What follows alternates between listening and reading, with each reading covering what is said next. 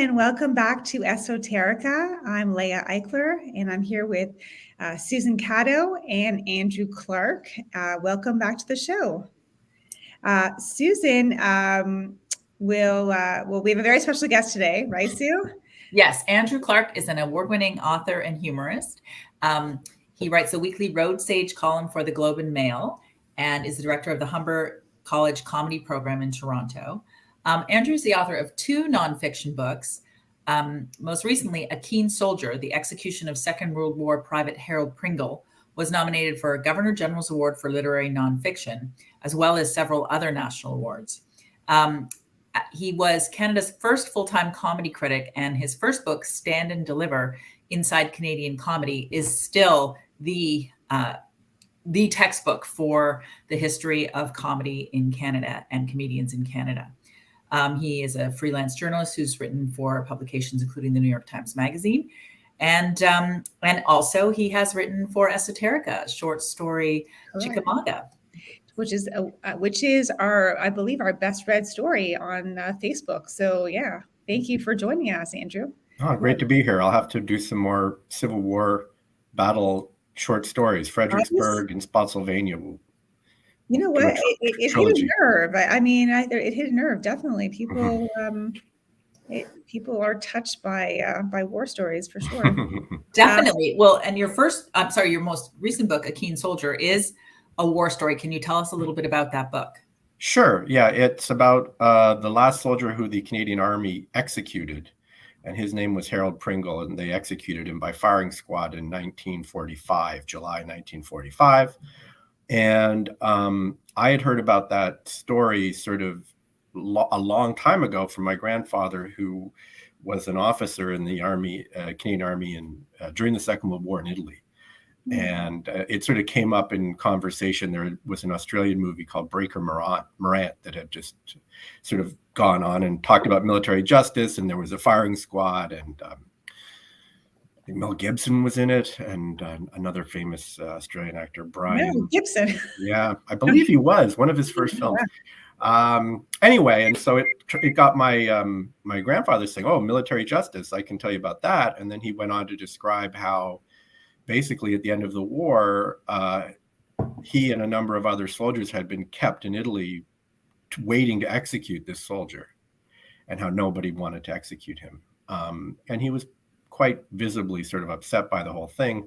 So, years passed, and then after he passed away, after he died, I started to look into it. And then the story itself was a lot more intriguing and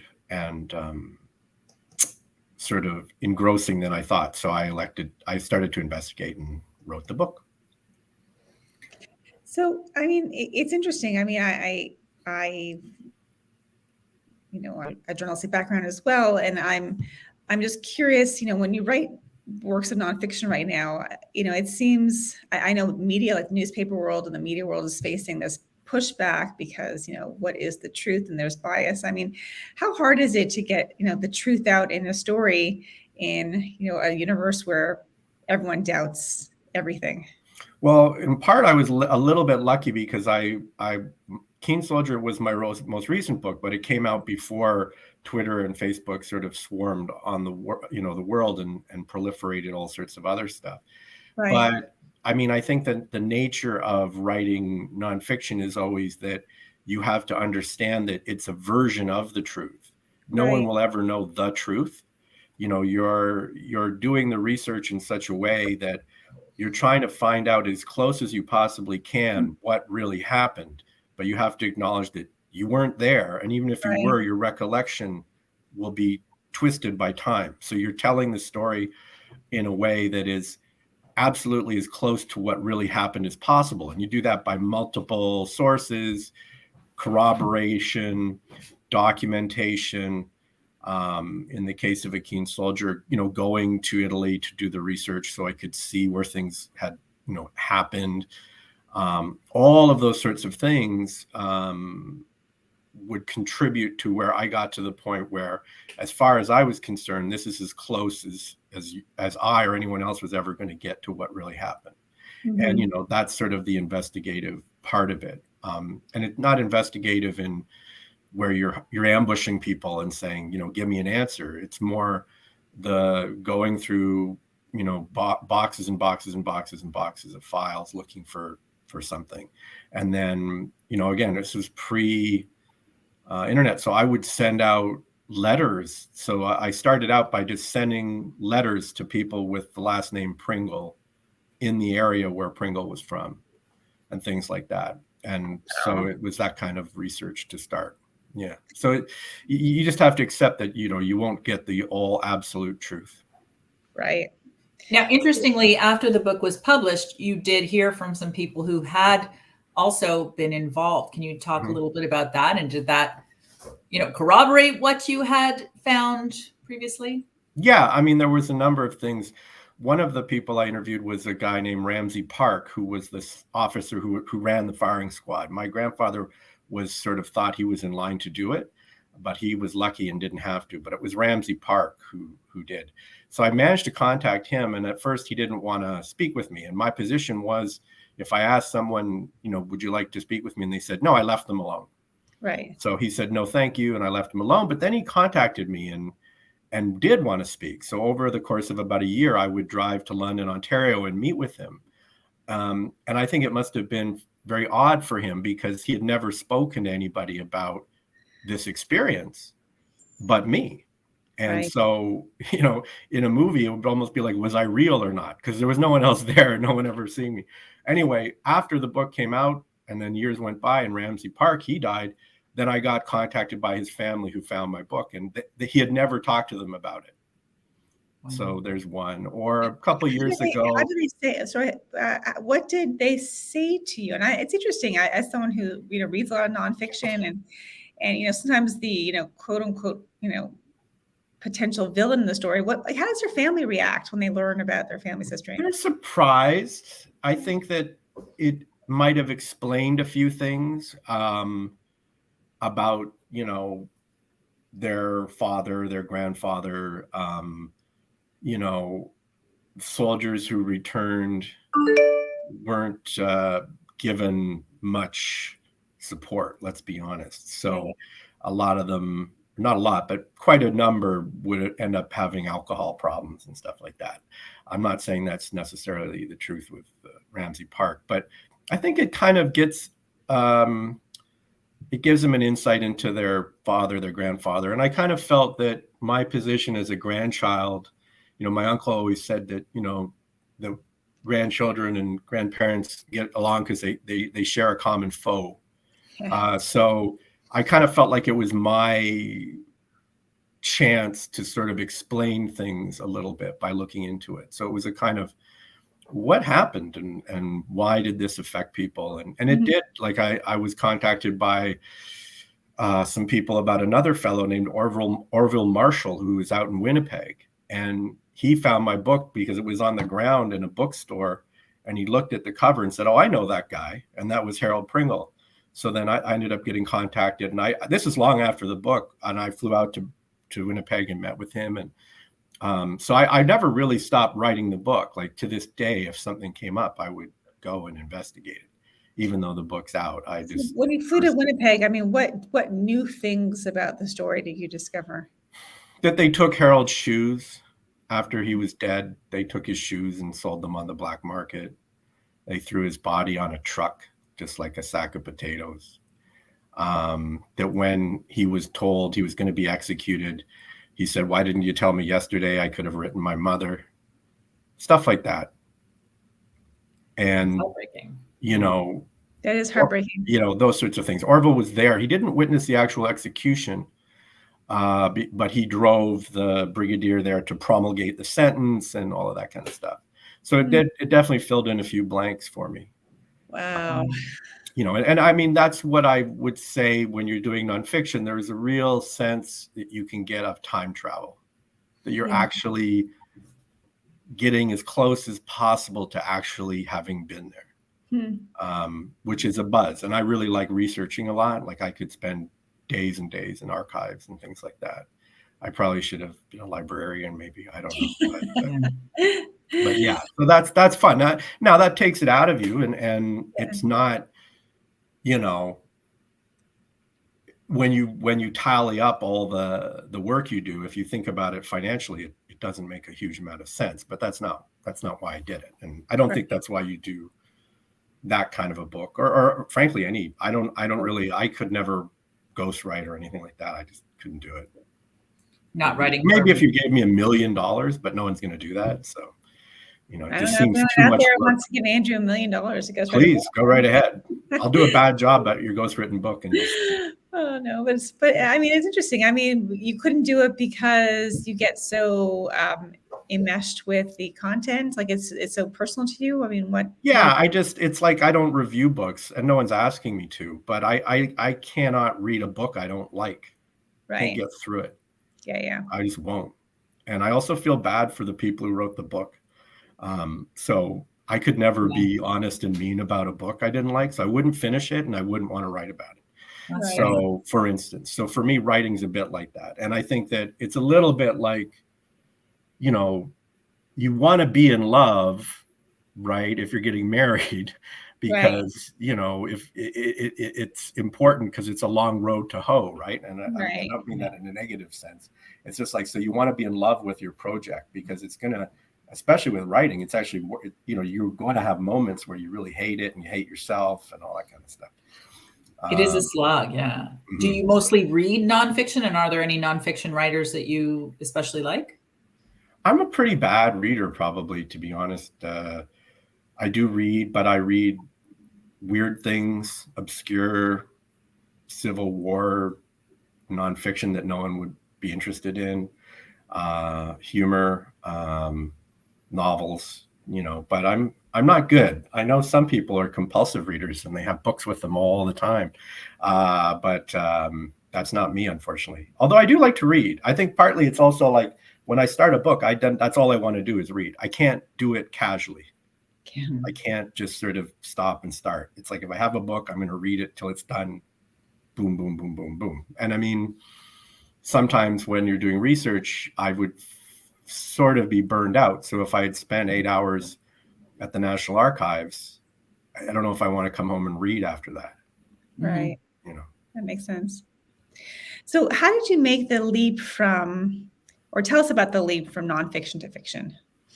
Well, it's not one I would say that I've had huge success with, nor have I completely applied myself. I always felt like nonfiction and fiction were not really there were not much difference between the two. And, I'm sure a lot of novelists and fiction writers would take great offense to that. But to me, it was always, you have to make the reader want to know what's going to happen next. You have everything that you have to do in fiction, you have to do in nonfiction. You can't just tell the reader, well, it's good for you, so you should read it. No one's going to do that. Right. And I would say that when you write fiction, they accuse you of not making it up. Oh, it's all happened. And then when you write nonfiction, they accuse you of making it up. That's actually very true. That's probably the big difference. I'll get it that way. Yeah. Writing, say, that short story Chickamauga was, I think a big part of it was Esoterica being there. And the idea that there would be a venue where you could write something interesting and get it in front of people who are also interested. Mm-hmm. So for me, that was really fun. And, I think that's what magazines like Esoterica can offer, which is readers and writers, and often both at the same time, just being creative and not having to worry about all the crap that is out there. Right. So for me, that's it. I mean, I think with The Keen Soldier, I was accused on occasion of fictionalizing, it was creative nonfiction. And I did fill in things that I would assume, but in the book, it was very clear when I was doing that. So I felt comfortable. Mm-hmm. I mean, I think fiction, at its best is sort of transcendent. And I think nonfiction can do that as well. And you do have, the nice thing with nonfiction is when you're stuck, you can go back and say, well, what happened? Like, what do I know happened? We know that Harold died at, 6 in the morning on July 5th, 1945 at Avellino. We know these people were here. So when you're structuring the book, you can look at it all. So the challenge for me with something like that, where your character is dead, everybody knows it's over. So the challenge then is you have to somehow get the reader to forget that. Right. Otherwise, they know what's coming. But if you can get them to forget it and make them think he's going to live, and then you see that he's not, then hopefully you get that whole thing. But you have to make them forget what actually happened. Right. With a novel, unless you're doing it like a noir, where, you know, like in a movie like Sunset Boulevard, where you start off and he's dead in the pool and he's doing a voiceover and telling you, well, here I am, I got the pool. And then we're going to find out how we got there. Yeah. I remember working with Martin Amis at Humber, and he said something like, London Fields wasn't a whodunit, it was a why do it. Right. And so, you know, he had interesting ideas about, you know, how you can structure stories and stuff like that. That's very cool. Mm-hmm. Now, in your you have completed a novel recently. Can you tell us a little bit about that, and also, I don't know, what you enjoyed most about the fictional element? Well, it's called, the title right now is The Wolf Lake Revenant. And if it ever gets published, I'm sure the first thing they'll do is change that title. So it's a working title. I guess in genre, it's a supernatural thriller about a man who gets away with a murder. And then years later, there's a reckoning, and he's going to have to pay for what he's done or find a way not to. So it's a revenge. I guess it's close to like a medieval ghost story, I suppose, where there's often like a corporeal, if that's the right word, entity that's coming back looking for vengeance and stuff like that. I don't know. I mean, it's something that I had knocking around for a bit. I think that like I wonder how many novels came out of the pandemic. I know a lot of people started novels. I was sort of on the way a little bit. So the novel became a real pleasure to work on. And I guess the one thing I would say, not the one thing, but for me, one of the similarities between, say, nonfiction and fiction was that when I feel like it's working, and of course it's for other people to decide whether it actually works, but at the time, I always feel like I'm meeting these people, I'm seeing them. Right.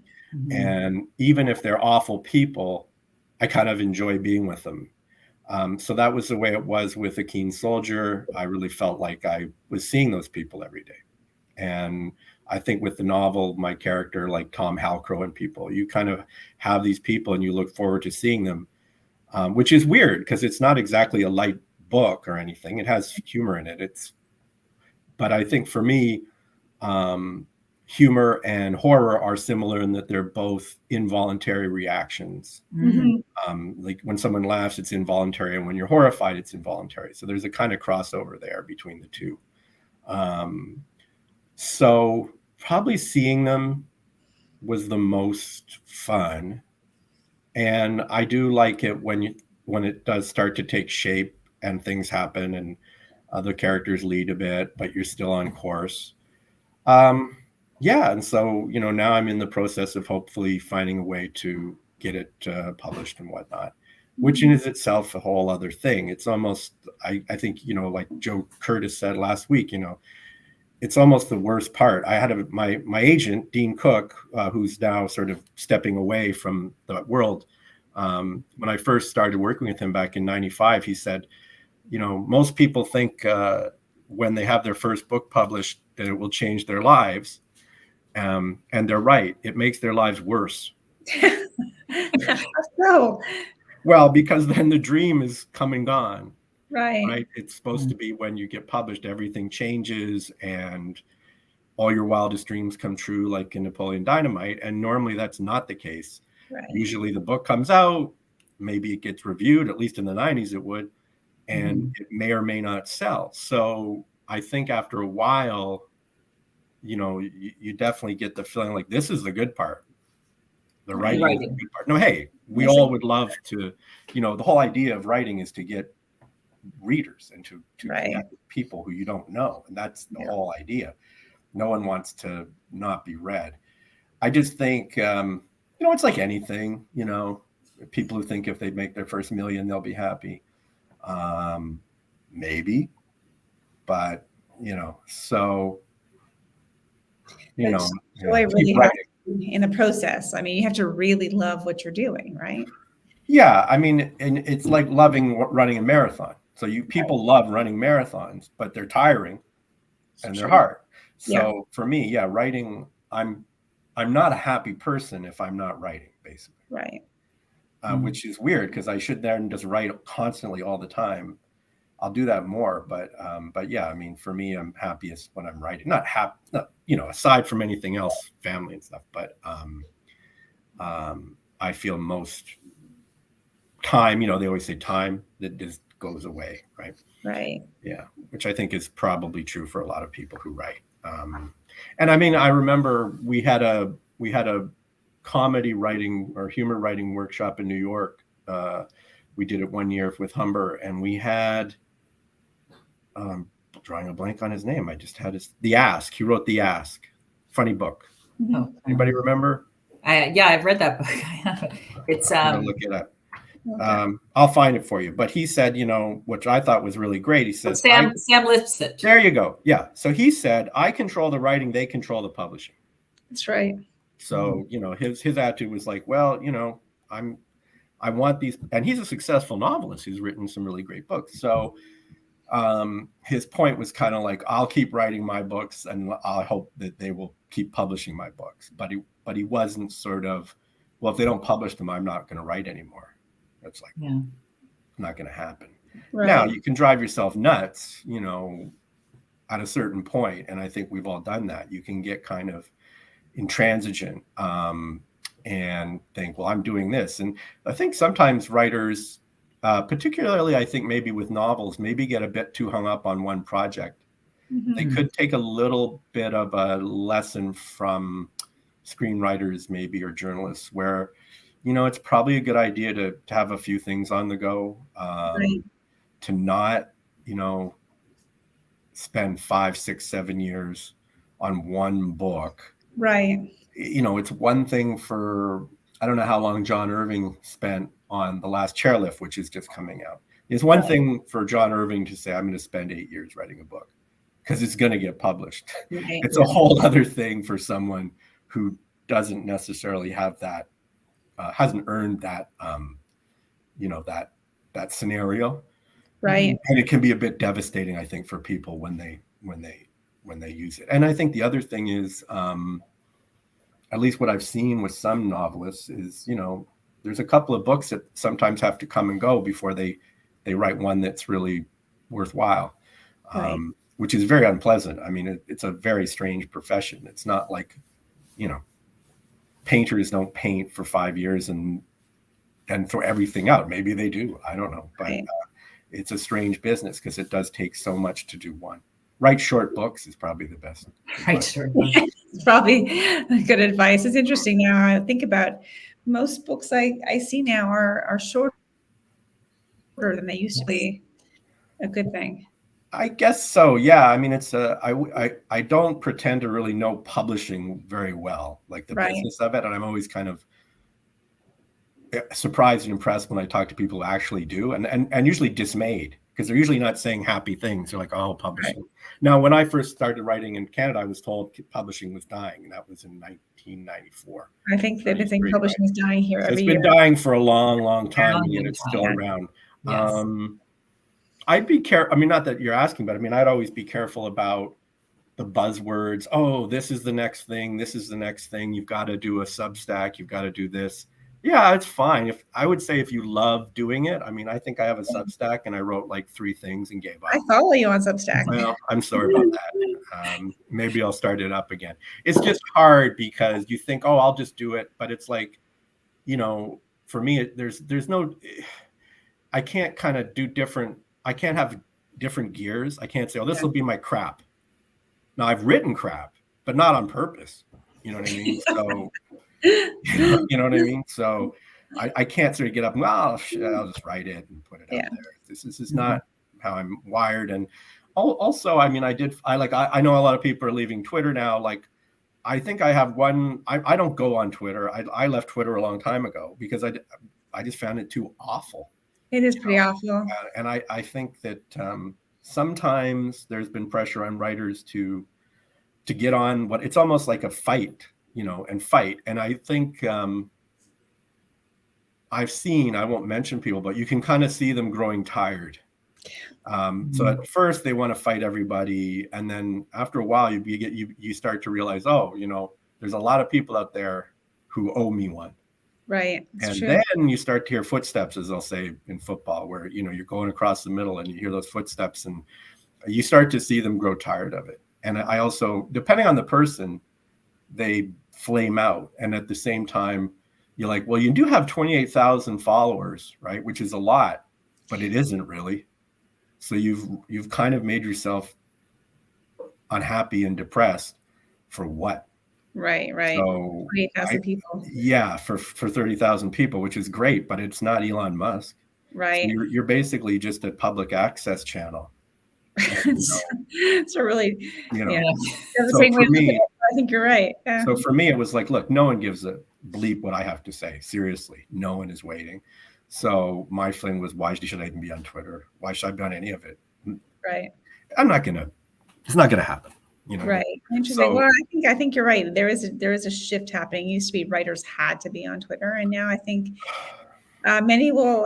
I'm hoping. I mean, I'm reconsidering what our, mine and my personal and Esoterica's, Twitter approach will be, but also, maybe we will all just come to the understanding that it's not a healthy place for anybody. So, well, we're the product, right? We're the product on social media. So if everybody stopped, Twitter would go under. The only reason it exists is that there's this idea that if I'm not on it, and there are people making money from it. Sure. But yeah, for me personally, I also, one of the advantages of teaching at Humber is seeing young creative people. And when you see them doing it, you go, oh, they actually know what they're doing. Right. And they're treating it like a job, and they're working on this, boom, boom, boom. It's like, that's not me. So why try? Because they are actually doing it, right? So you look to someone in their 20s, they're always going to be adopting, changing. They have the energy to make that stuff work for them. And so for me, it's kind of, I hate to say it, knowing my place, if you will. And just like, that's not me. Number one, I don't want to do it. Number two, if I did, I'd be bad at it. So there's no margin for me other than writing something stupid on Twitter. I mean, when I started following it, I had people I enjoyed, like someone like Adam Sternberg, New York Times, who was really funny and would tweets. I would miss that, but not so much that I wanted to be on it. So yeah, not to go off on Twitter. I mean, no, but I think that should be maybe a topic of. But I don't want to participate at all. Maybe soon I will do a show on whether authors should still be on Twitter, because maybe that's that's something that I would miss is literary Twitter if I do go off. But a lot of the people that I follow have been talking this week about going off the site, and so I think that it sometimes forces people to do stuff that is against their grain. Not every author is an introvert, Right. But again, not to bring up Martin Amis again, but when I met him, I said, it must be strange for you to meet people who really feel like they know you and you've never met them. And he said, well, they've read my book, so they know me. They do know me. So I kind of like that relationship where there's a little bit of mystery. But like, let's face it. I mean, Thomas Pynchon, does anyone know what he looks like? I mean, so he looks smart, doesn't he? I mean, he looks like he knew it all along. He's like, I'm out of here. Writes his books, rakes in the check, and gets to do whatever he wants. Yeah. So maybe we should all, now don't try to write like him, because that's tough. But anyway, I mean, it's a tricky one. And it's tricky. I think, but I don't hear people being told how many followers do you have, blah, blah, blah. They're always looking for the sure thing, and not only in publishing and everything, but they tend not to hit it. And then when they hit it, they're like, oh, that's it. Right. That makes sense. Yeah. Well, I think we do need to do another episode on Twitter. I think we need to see how this this pans out. And in the meantime, if you're tuning in, don't miss Andrew Clark's short story on Esoterica, exclusively on Esoterica Mag, Chickamauga. It is our top read story on Facebook. So please check it out. And you can go to andrewclark.ca to see it. more about Andrew and his work. And highly recommending his book, A Keen Soldier, and also Stand and Deliver, Inside Canadian Comedy. Thank you, Andrew, for joining us today. Thanks very much, guys. All right. Well, until next week, everyone. See you later.